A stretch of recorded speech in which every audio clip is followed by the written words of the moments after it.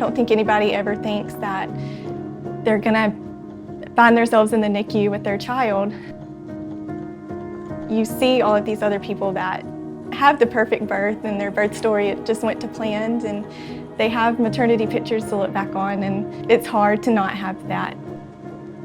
The next day I'm at work, and then Trey gives me a call and says, "Hey, don't panic." And I said, "Well, when you tell me not to panic, of course, me being the dad, I'm in panic mode now. What's going on?" I just remember him telling me that morning, he said, if you cannot do this anymore and he needs to come, we know it's going to be okay because he is in incredible hands. About 2 or 3 hours later, I get the call and says, "We got a baby boy here."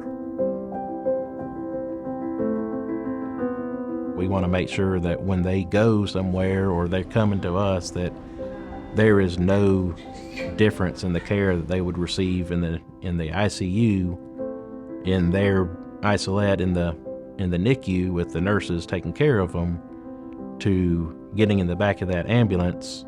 And it's temperature controlled, and it has oxygen to it. It has everything that the patient needs, cardiac monitoring. You can put all the IV medications and IV pumps, and it has everything it needs, and it's mounted to its own stretcher.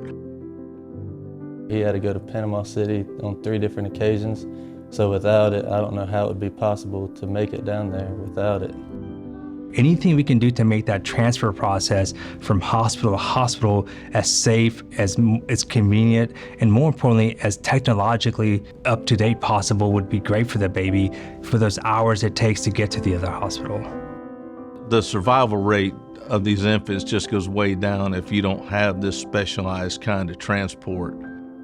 The isolette gives us a way to bring a patient from an environment where they may not have the best chance to survive to an environment that increases their ability to be able to make it home to a loving family.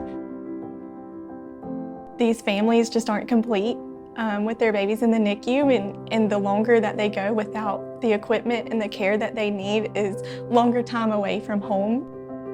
Because I just couldn't imagine doing this all in Birmingham, 3 hours away.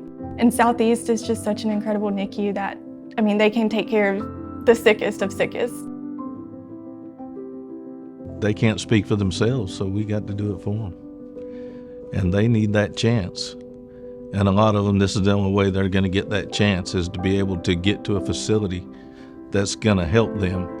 And this is the only way they can get to, from wherever they're at, to a facility that can give them the treatment they need.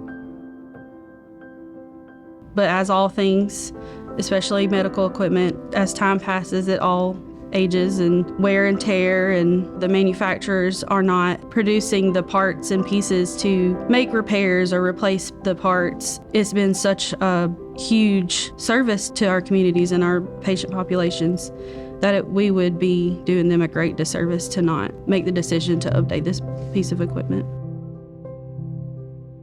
We did have one nurse in particular, Colby, who just really, she took to John Wallen so quickly, and she did have a baby girl who was born at the same time as John Wallen was, at 28 weeks and 3 days.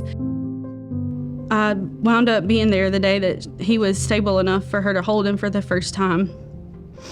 And I think that's a core memory for both of us.